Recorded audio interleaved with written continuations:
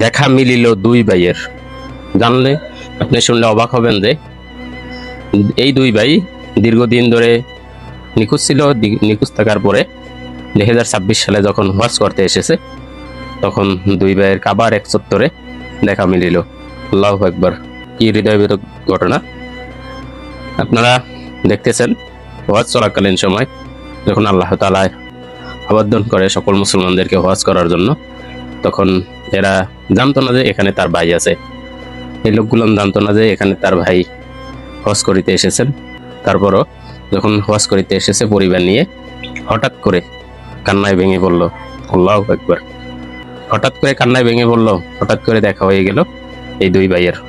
Syria যুদ্ধ চলাকালীন সময় পরিবার পরিজন বিচ্ছিন্ন, দীর্ঘদিন ধরে যুদ্ধ চলাকালীনে মানুষের সাথে দেশের সেই যুদ্ধে মানুষগুলো যখন বিচ্ছিন্ন হয়ে যাচ্ছিল, কারোর কোথাও দেখা মিলছিল না, দেখা হচ্ছিল না, এই ভাইয়ের এই দুই আপন ভাই হঠাৎ করে কাবা চত্বরে যখন জড়িয়ে ধরলো, খুবই একটি হৃদয়বিদারক ঘটনা সাক্ষী হলো বিশ্ব মিডিয়াতে এই বিষয়টা চলে আসলো যে দুই ভাই জড়িয়ে ধরে কান্না করলো। তার পাশাপাশি ফ্যামিলির লোকজন যারা আছে সবাই, মহিলারাও কান্না করে ফেললো যে কখনো কল্পনা করা সম্ভব ছিল না, কখনো চিন্তাও করা সম্ভব ছিল না যে তাদের সাথে আবার দেখা হবে, তার ভাইয়ের সাথে আবার দেখা হবে, আবার সাক্ষাৎ হবে।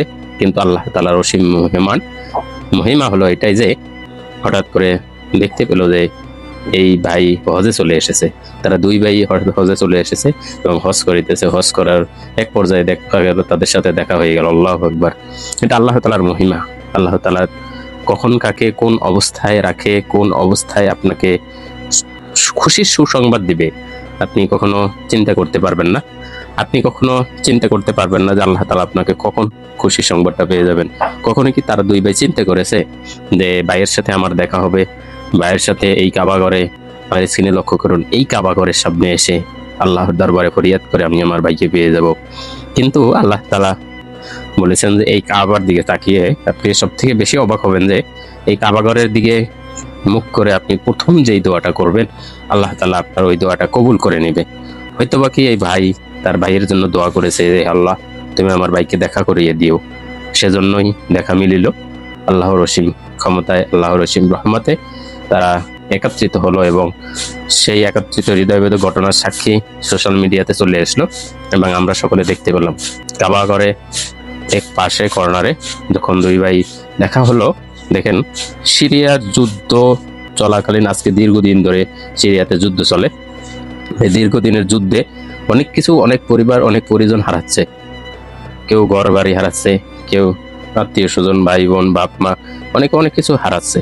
এই যুদ্ধে কে কোথায়, দেখেন একটা যুদ্ধ দেশে চলাকালীন সময় কার খবর কে কোথায় থাকে, কিভাবে থাকে, কি এমনি থাকে রাখাটা কিন্তু অসম্ভব হয়ে পড়ে। এই খবর রাখাটা অসম্ভবের ভিতরে যখন একটা খুশির সংবাদ নিয়ে আসে, আল্লাহ তাআলা তাদের সামনে নিয়ে আসলো, তার থেকে খুশির পরিবার আর কেউ হতে পারে না। যেটা আপনি আমার স্ক্রিনে লক্ষ্য করলে দেখতে পারবেন যে তারা দুই ভাই যখন একত্রিত হয়েছে কি পরিমাণ কান্না করেছে এবং আবেগ ঘন একটা পরিবেশ, খুশির কান্না। এটা কষ্টেও মানুষ এমন একটা সময় আসে যে মানুষ কষ্টে কেঁদে ফেলে, আবার এমন একটা সময় আসে যে মানুষ খুশিতে কেঁদে ফেলে। এটা হচ্ছে সেই খুশির কান্না, যে কান্না করলে খুশিতে আত্মহারা হয়ে কান্না করে। আল্লাহ আল্লাহ দরবারে যদি তুমি মন খুলে কিছু চাইতে পারো, আল্লাহ তাআলা অবশ্যই তোমাকে দিবে।